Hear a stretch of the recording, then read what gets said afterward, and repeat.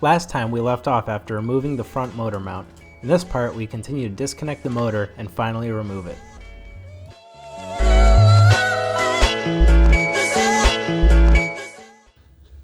First we want to remove the accessory belt in order to allow the AC compressor to be removed. You use the 19mm socket to relieve the tension on the belt. In my case, the belt tensioner was stripped, so I ended up cutting the accessory belt off.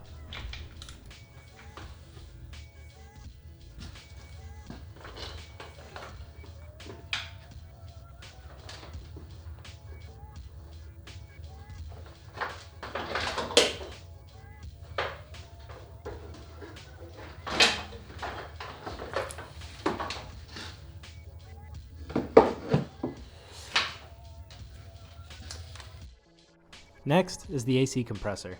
Since I didn't have much space to work with, it was difficult to film removing the bolts. The compressor is held on by 4 12mm bolts and has an electrical connector up top.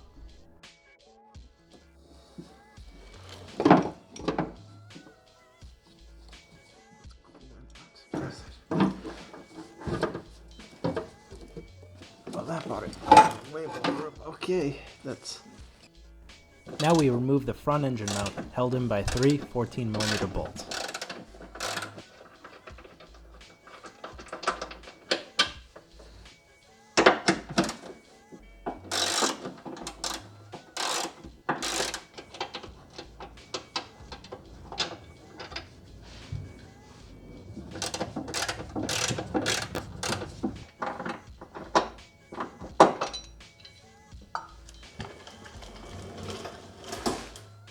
Next was disconnecting the fuel line. For this, all you have to do is press down on this white plastic piece and pull it off. Now we're moving to the outboard components of the car. First we have to remove this brake line bracket held on by a 12mm bolt.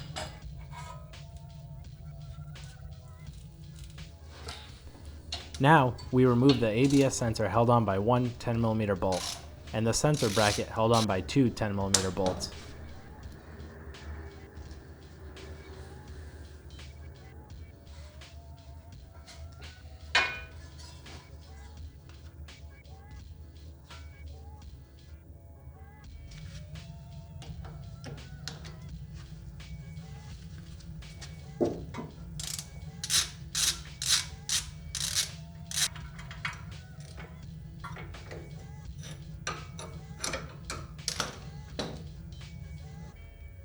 Next, we remove the brake caliper held on by two 17mm bolts.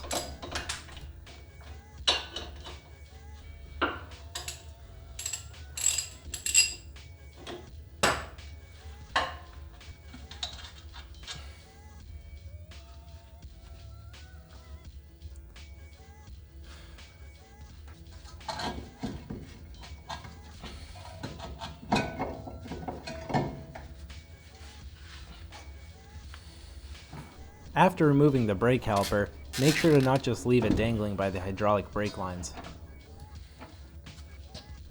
With the caliper out of the way, now we can take the rotor off. Some rotors may be still held on by a small set screw. Next, we remove the two 19mm bolts keeping the strut and the knuckle together. For this, I used an impact wrench to make things a little easier.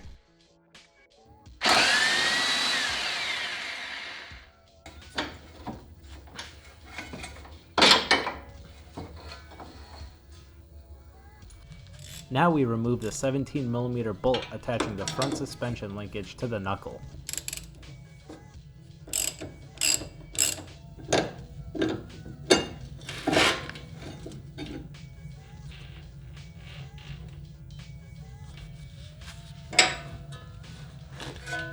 Now we repeat all the same steps on the other side.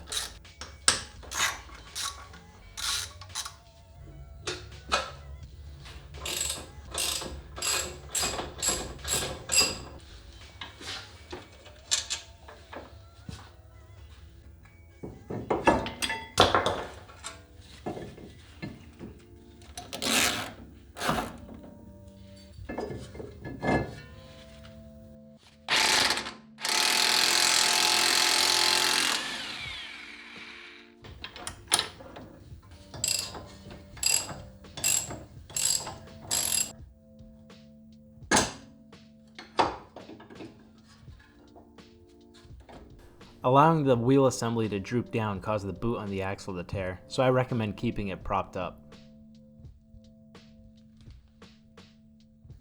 Now we remove the bottom of the battery mount by removing 4 10mm bolts.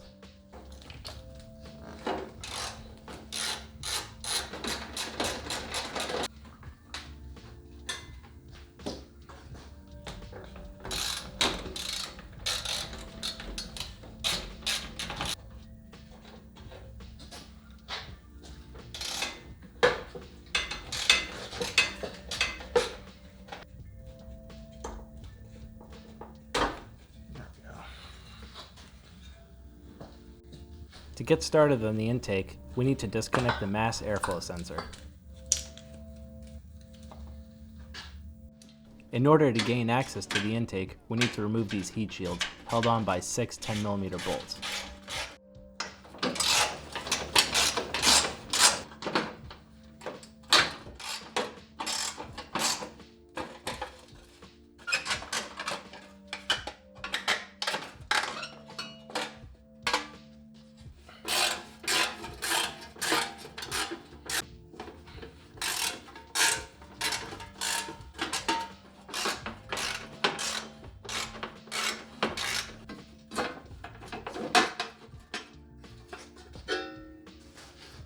First, we disconnect this vacuum line near the mass airflow sensor.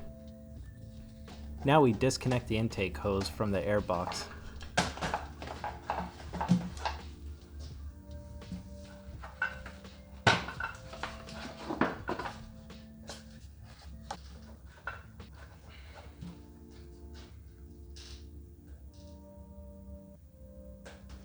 The air filter box has one more 10mm bolt on the bottom holding it in.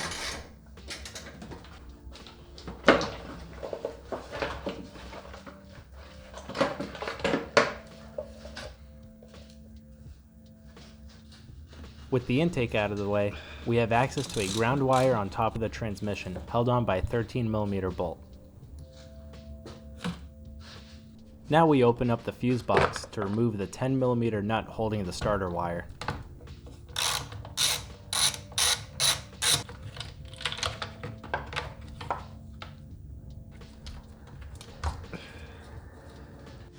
Next, we use the 10mm to undo the 5 screws holding the body panels in place behind the driver's seat.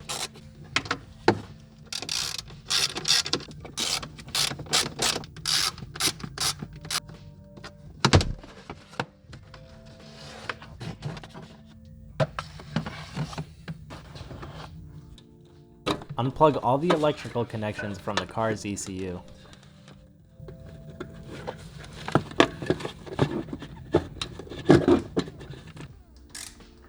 Back in the engine bay, remove the 10mm bolts holding a wiring harness bracket to the transmission. Then begin to pull the wires through the firewall. Be careful because some wires may get caught, so keep adjusting the wires to avoid any damage.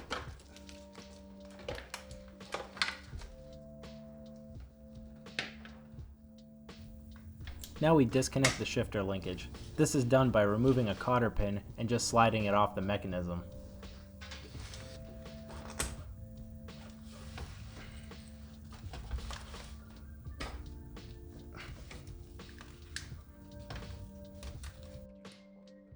For this next part, my handsome friend Simon is going to help me with the job.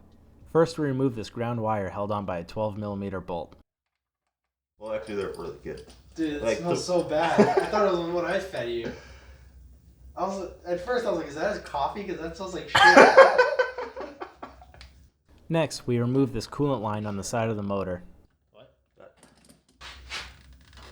Yep. Oh, dude, I fucking hit my head so hard. Now we use a 14mm to drain the oil.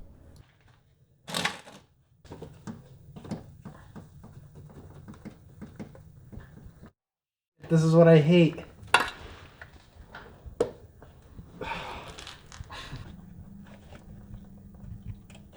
And voila. Nice, nice. Very nice. The next step is to disconnect the shifter linkage from the bracket. This was difficult to film, but the trick is to use the flathead screwdriver to pry it off at the clip. There it is. Oh, yeah. There she is. Oh yeah. There it is. Now one more. There's two. Yeah, that's all minute detail I left out. Monkey senses. Oh, there it is. So easy. So easy. It didn't take us long at all. 45 minutes. Okay. Now we remove a 14mm bolt on the driver's side motor mount. While disconnecting the mount, there's a motorcycle jack underneath the motor to support its weight. The passenger side motor mount had 4 14mm bolts, with 2 of them including a nut. These all had to be removed in order to disconnect the motor. No. Those are probably pretty bound in there. Get PB blaster. No. You've done this whole thing without PB blaster? Dude, she's a rust-free example of an MR2. This is a prime example of how every bolt matters. 4 per square inch. I really don't want to punch it. Punch the thing. But it's gonna happen. Not from anger, from that. Ow! Did you hit it? No. No, what do you say ow? Because it pinched me. Are you keeping it straight? Gonna try. You've been trying your whole life. Are you good? Yeah. Just tell me if it hurts. Oh yeah, I think we got it. Yeah, we got it. Ow! Ah! Alright, now just... Where's the nut? Oh, okay. I realized there was an additional bracket holding the ABS sensor wire to the subframe. This is held on by 2 14mm bolts on both sides.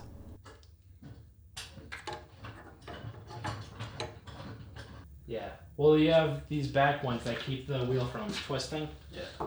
And then you have, instead of like picture it like, you know, I have an A-arm to fix it both forwards and backwards. It's just separated. So that's what that, and then this one is. Sounds like you probably don't even need... Well, modern cars have all these knuckles and stuff. They're aluminum. These So are steel. they figured out how to do it. Yeah. So it'd be cool to like. That adds a lot of weight. Yeah, it'd be cool to make my own aluminum ones one day. My dream project is to have an S2000 and do all aluminum outboard, but I clearly don't have an S2000, so maybe I'll do it with this one day. Can I put that in the video? It sucks because I know my mom's already told all of her friends that I have a new job. You're like, oh, why did you get it? Alright. They shaved my armpits and I... Bolt number 1. The subframe is held on by 2 17mm bolts on each side. I used an impact wrench to remove each bolt while everything was being supported by the motorcycle jack. What sucks is Sears only, on their sale, only had 2XL, so the waistband is all loose. We're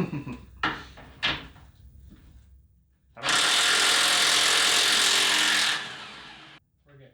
Ready? Yep. Alright, it's starting to get loose.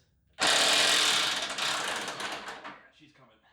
We added 2 more floor jacks as an extra precaution to avoid anything falling on us. Yeah, that is weird. After removing the 4 bolts, we slowly let the jacks down. The camera didn't capture this because it stopped recording. Oh, it can only record for 10 minutes. I wonder where it stopped. For the motor to come out, the sway bar needs to be removed. The sway bar has a bushing on each side held by 2 12mm bolts, and the end link is held by using a 1 12mm bolt.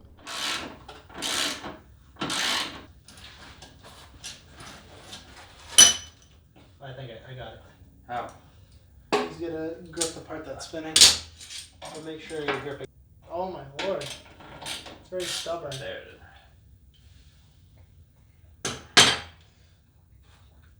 We lifted the car up just to give us a little more space to pull the motor out. We'll go in terms of the height on the jack stands. How high are you? I don't know. Like, look on the jack next to it. Oh, I'm pretty high. I'm like 2 inches.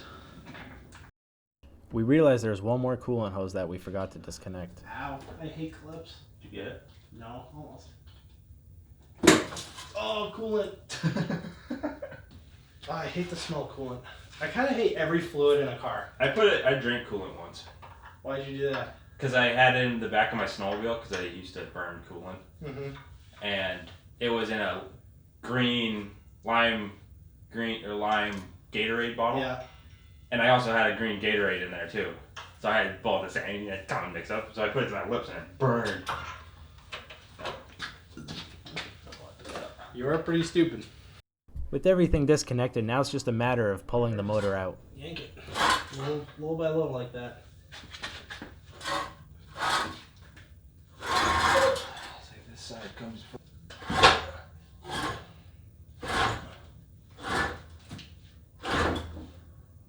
Now we had realized that we forgot to unclip some of the wires for the coolant sensor. Like 19-year-old plastic, to say the least. And they all work like a little bit different. I'm so dumb. I can't figure out. Yeah, you're breaking it. You're so smart. This is why I have you around. So these ones you just go like this. Perfect. This looks like it goes. That's off. You know what you're doing. Something like that. Oh, that's on. That's complete problem. Dude, why?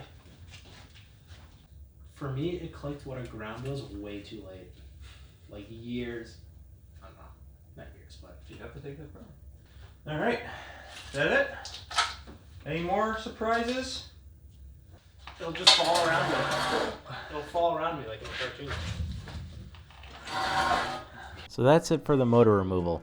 Next time we'll get into stripping everything off the motor and disassembling it. Thanks again for watching, and take care.